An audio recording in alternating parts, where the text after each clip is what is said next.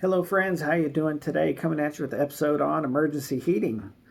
So I'm sitting inside and I'm getting toasty warm right now. I got my kerosene heater going. That's great because we just had 1 week of snowstorms where all the schools were shut down. A lot of businesses weren't opening. And got warm for a couple of days. About 90% of the snow's gone. But it's getting ready to get really, really cold. Tonight it's forecasted to be -1 degrees Fahrenheit. And for my area, that's cold. So I have the kerosene heater going, and I really enjoy this as an option for emergency heat. The first thing is, like, I can wake up in the morning, I can turn on the kerosene heater, and within 10 to 15 minutes, the whole apartment's warm. It's that kind of warm that kind of warms you to the core. Excuse me.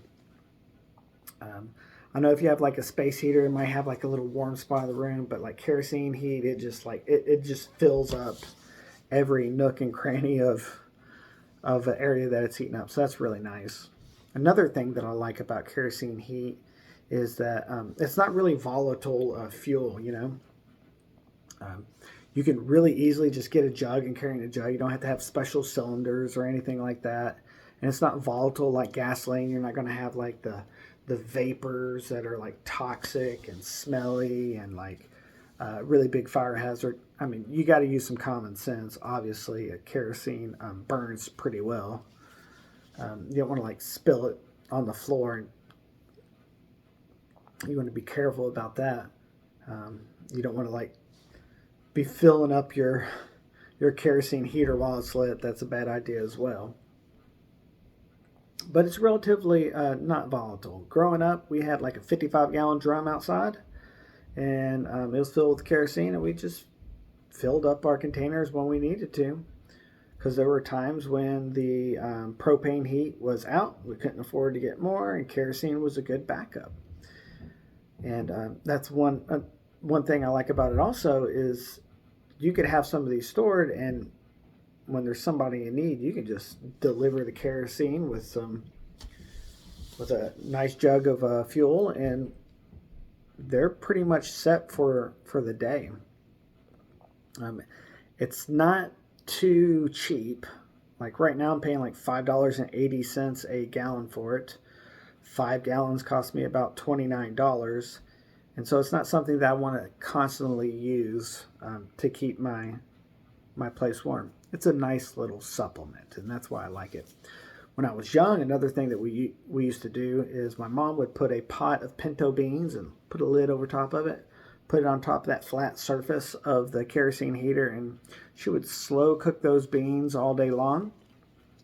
And that was something that we kind of looked forward to and enjoyed. I guess we kind of saw it a little bit more like a science experiment, and my mom just saw it as a way to cook some food.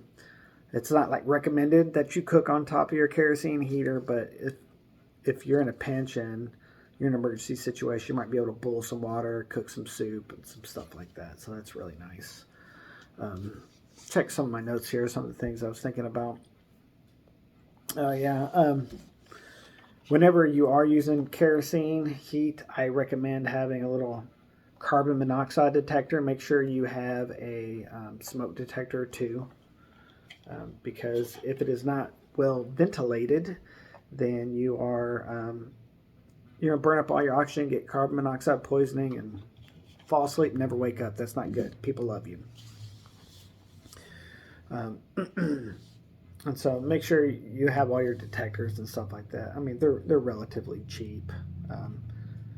Whenever you're in a closed space, you want to be able to have that ventilation. Maybe might be to the point where you got to crack open a window depending on how small your space is. And so they're pretty portable, they're pretty reliable, and you can use them indoors, outdoors, in the garage, all that stuff. So I'm thinking about getting one more. I would like to have more than one more, but I don't think that's financially feasible at this point. But get one. I'll kind of show you what mine looks like. So here's my kerosene heater. It is what brand is this? Dynaglow. That's a fun name. I got this at Rural King. They're pretty nice. They are been using it for about 3 seasons now.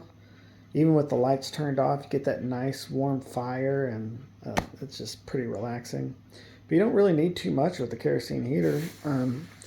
Probably a pretty good idea when you get one, maybe buy a couple of extra wicks. If you let them burn all the way down, you let the fuel like burn out, you might like ruin your wick.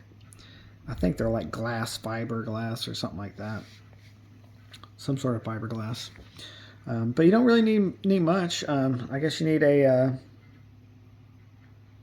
need a container. You might even want to honestly get like a better spout than those, but I don't really use those. I use that little siphon. That siphon is pretty good. Just get it going, and once you get it going, it'll pretty much empty itself. And one of those long lighters. Do I have one laying around here? Yep, I do. Like these little long lighters are good for going inside and getting it started. This one does have an electric start, but I don't really think that it works all that great. But I mean, there you have it, guys. I think kerosene heat is a pretty good supplemental energy source. It's very portable. It's very effective. Like, it warms a place up quick. It's relatively safe, and I mean, as long as you're watching your ventilation and you're not being haphazard with the fuel, then I think it's a pretty good way to go, especially when an emergency happens and somebody needs to get warm fast. Anyway, guys, if you like this video, like, comment, and subscribe. I appreciate it. Until next time, prepare today in a way that you'll be stronger tomorrow. Take care. Bye.